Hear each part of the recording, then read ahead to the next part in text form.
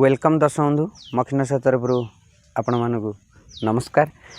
बर्तमान आप जानी आमर जो लघुचाप चली 2-3 दिन हम प्रत्येक आपणकर बालकुनी कि छात उपर कि बगीचार किसी गछ आमर कुंड कि जरी थाए तेणुक जो पानी रही जाइए कुंड मझीरे पानी रही जाए ऊपर भाग में लिकेज न हुए तेणुक गछ पचिजार संभावना बेसी थाए।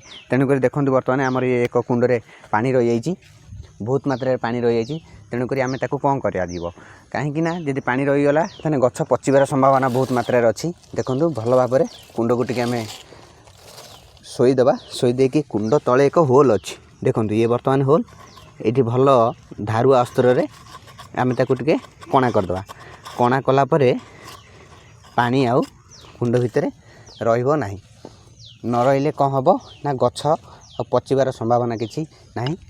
तेणुक एभली नुआ नुआ वीडियो देखा चाहते आम वीडियो को लाइक शेयर सब्सक्राइब करने को भूलु नहीं।